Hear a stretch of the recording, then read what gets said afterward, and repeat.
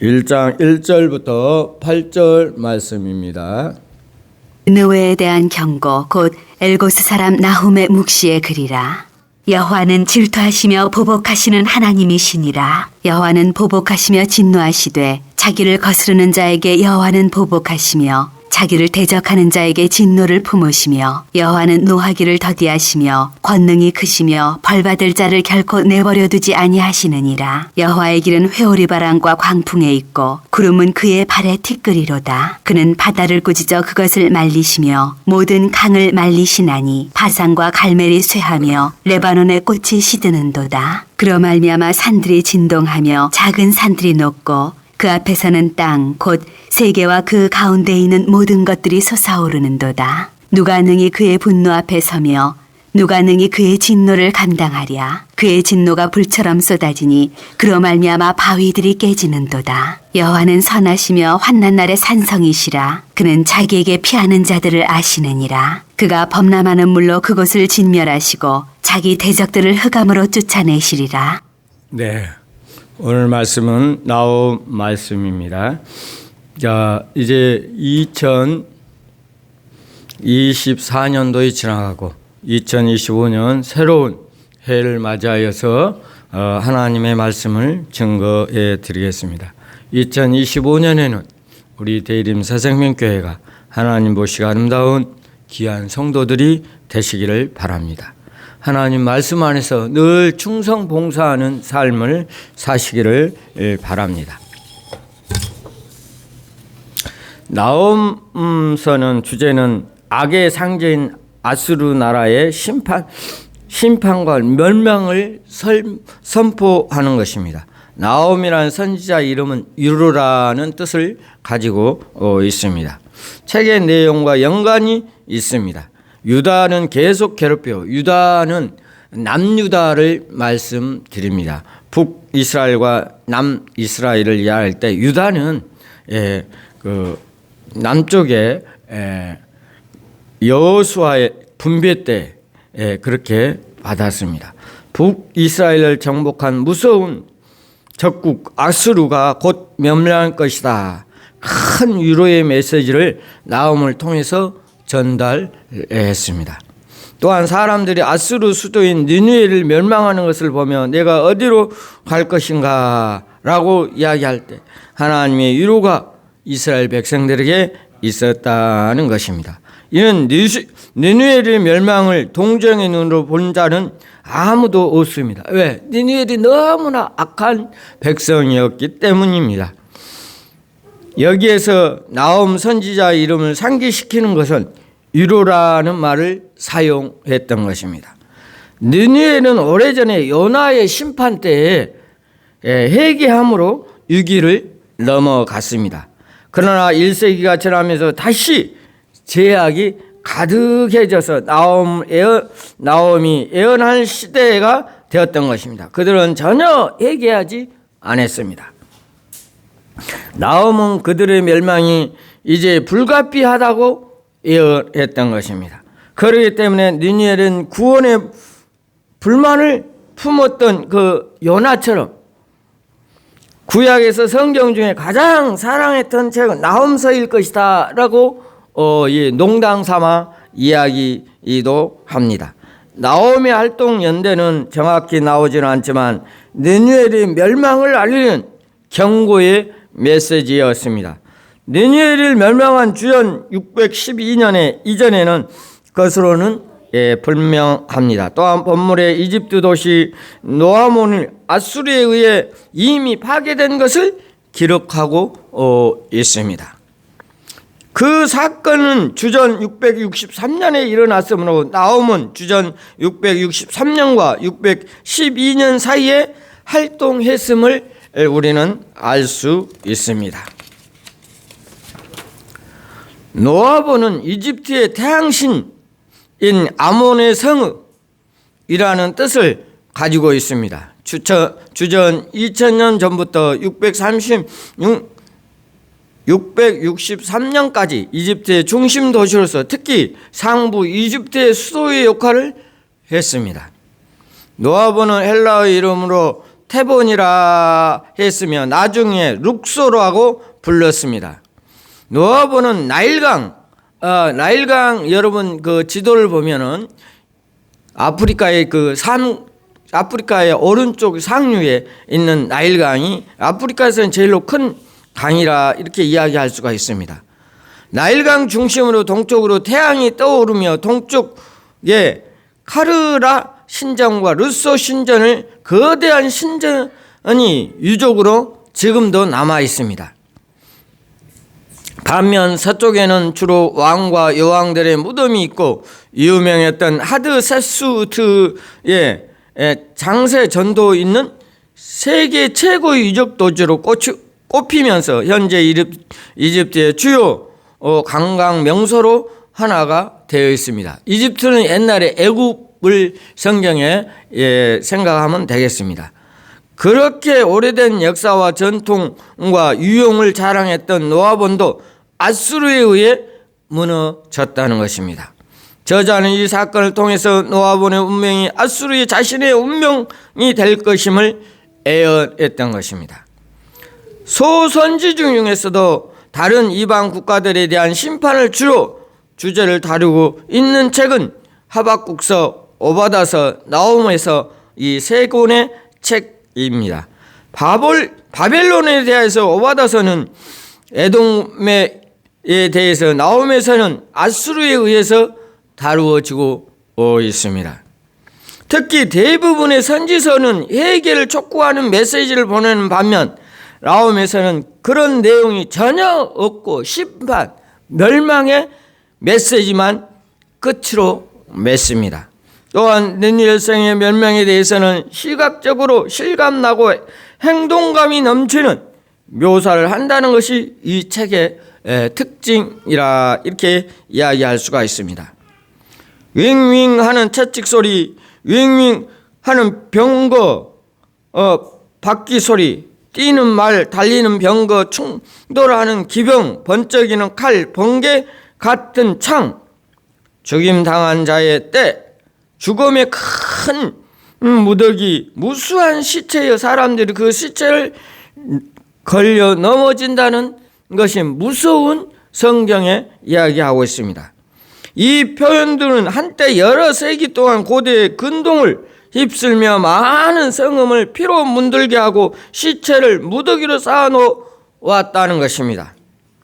자랑했던 니느웨가 자신들이 한 일을 똑같이 고스란히 당하는 처참한 광경을 묘사했던 책입니다. 그들은 피부를 벗겨 성벽에 바르고 사람을 머리에 모아 기둥을 만들고 얼굴과 실체의 일부를 자르고 내장과 식도를 꺼내 기를 덮은 등 야만적이고 잔인한 행동을 했던 통치했던 자들이었습니다. 그러나 심판 때는 니느웨에서 시체를 걸어 넘어지지 않고는 거리를 달 수 없을 만큼 전멸했다고 합니다. 나홈에서는 아수르의 수도인 니느웨를 종말적인 악의 상징으로 여호와 대적하는 모든 악은 궁극적으로 심판을 받는다는 것입니다. 주제를 담고 있다는 것이죠. 현재 폐허로 남아있지만 1882년엔 고고학자들이 발굴에 의하여 니느웨는 약 30만 인구를 수용할 수 있을 정도로 큰 도시였다고 합니다. 거대한 도시였다는 것입니다. 넓이는 42m, 깊이는 18m의 호수가 성벽 주위를 둘러싸고 있었습니다. 이렇게 튼튼했던 니느웨이 주전 612년에 메대와 바벨론 연합군에 의해 점령당했다는 것입니다. 이것을 통해 이스라엘은 하나님은 한 국가에 국한된 신이 아니라 열방의 운영을 결정짓는 주권자임을 보여주면서 악에 대하여 보복하고 심판하여 여러 속성을 분명하게 가르쳐 주고 있습니다. 우리 여러분들도 고난을 받고 핍박을 받아 있을지라도 하나님께서는 우리 편이라는 것을 생각해 보시기 바랍니다. 예수 믿는 사람을 괴롭히고 또 못살게 굴면 결국 그 사람은 망할 수밖에 없다는 사실입니다. 저도 어려움이 많이 있었습니다. 물질 때문에 참으로 어려운 시기를 몇십 년간, 수십 년 동안 어려움을 당할 때가 있었습니다. 그리고 제가 예수 믿는다고 많은 사람들에게 어려움을 당할 때가 있습니다. 가까이는 우리 형제로부터 시작해서 또한 이웃, 또 교회에서도 마찬가지였습니다. 참으로 어려운 시기들이 일어났습니다. 그 여건과 모든 것을 견디고 또 견디었더니 이제 하나님께서 이렇게 목사로 세움을 받았습니다. 그 어려움과 고통이 없었다면 제가 목사가 되었을까 하는 생각을 또 이 설교를 준비하면서 생각해 보았습니다. 교회 생활도 한 50년 동안 하는 가운데 참으로 어려운 시기들이 많이 있었습니다. 심지어는 담임 목사에게도 어려움을 받은 적도 있었습니다. 그 외 장로님들에게도 집사님에게도 내가 열심으로 주님을 위하여 수고하고 헌신한 때 많은 시기 질투가 내 주위에 많이 있었습니다. 그러나 그 사람들 생각하지 않고 오직 주님만 바라보고 교회 일을 하고 하나님 일을 했더니 하나님께서 이렇게 목사로 세움을 받았던 것입니다. 여러분, 하나님 말씀대로 충실히 성실하게 우리가 살아야 될 이유가 거기에 있다는 것입니다. 생각이 깨어 있어야 된다는 것입니다. 오직 주님만을 살아가는 그러한 사람들이 되시기를 바랍니다. 느헤미엘이 멸망한 이유는 무엇입니까? 회개하지 않았던 것입니다. 주님 앞에 회개하는 우리 대림사생명교회 모든 성도들이 되시기를 바랍니다. 내 삶이 주님으로부터 무엇을 바라고 있는가를 생각해 보시기 바랍니다. 영상을 보는 모든 성도들도 한번 생각해 보시기 바랍니다. 내 삶이 지금 무엇을 어디로 가고 있는가? 주님을 향하여 가고 있는가? 아니면 내 삶을 위해서 살고 있는가? 아니면 세상을 위해서 살아가고 있는가? 느헤미엘처럼 악의 근원인 삶을 살아가고 있는가? 우리는 한번 생각해 보아야 될 것입니다. 하나님께서는 악의 근원을 반드시 심판한다는 것입니다. 하나님의 백성을 욕되게 해서는 안 됩니다. 특히 하나님의 지도자인 목사들을 괴롭게 하고 어렵게 하는 삶을 살아가지 마시기 바랍니다. 마음을 아프게 하면 그 마음 속에 무엇이 있겠습니까? 하나님이 여러분의 세우신 목사를 분명하게 하나님의 말씀에 순종하는 삶을 사시기를 바랍니다. 하나님은 인내의 무능으로 오해해서는 안 됩니다. 악한 자에 대한 심판은 곧 의로운 자에게 베푸는 구원을 의미하기도 합니다. 나음은 화평을 전하는 자였습니다. 메시지를 전하면서 하나님의 백성으로 살아가기 때문에 겪어야 할 어려움을 이겨낼 수 있었다는 것입니다. 여러분도 하나님의 말씀에 우리가 이겨내야 된다는 것입니다. 하나님의 자녀로서의 어려움과 고통과 그 시련이 있을지라도 우리는 인내하며 겪어내야 된다는 사실을 여러분이 아시기를 바랍니다. 하나님은 자기 백성을 위하여 명예 행복을 시켜주신다는 것입니다.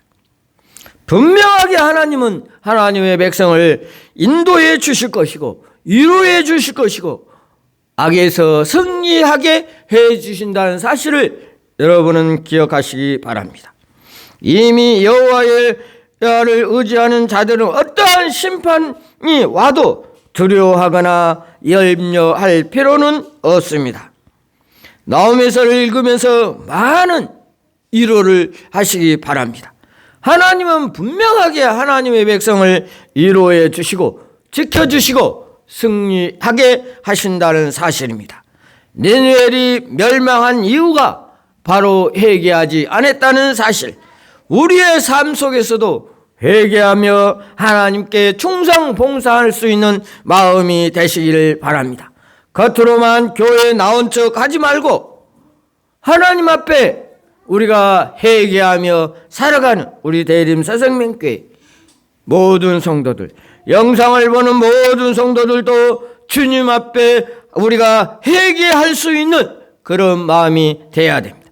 오직 예수 그리스도 앞에 십자가 밑에 꿇어야 우리가 용서함을 받을 수가 있는 것입니다. 예수님 빼고 무엇을 우리가 알 수 있겠습니까? 예수님이 말씀하시기를 내가 곧 길이요 진리요 생명이니 나로 말미암지 않고는 아버지께로 갈 자가 없다고 그랬습니다. 하나님께 갈 수 있는 길이 오직 예수 그리스도 밖에 없다는 것입니다. 성경을 우리가 믿고 하나님을 믿는 백성이라면 늘 주님 앞에 우리가 회개하며 살아가는 모든 성도들이 되시기를 바랍니다. 느니엘처럼 멸망받지 않고 회개할 수 있는 우리의 삶이 되시기를 바랍니다. 다 같이 기도하겠습니다. 하나님 아버지, 오늘 2025년도 새해를 맞이하여 하나님 앞에 회개의 영을 허락하여 주시옵소서. 우리 대림 새생명교회가 하나님 보시기에 늘 충성 봉사하며 회개하며 살아갈 수 있게 도와주시고, 영상을 보는 모든 성도들도 하나님의 영광이 나타나는 귀한 종들로 세워갈 수 있도록 도와주시옵소서. 하나님의 귀한 종들을 괴롭히지 말고 말씀에 순종하고 주의 종에 순종하고 하나님의 영광이 나타나는 귀한 성도들이 되게 하여 주시옵소서. 예수님의 이름으로 기도하옵나이다. 아멘.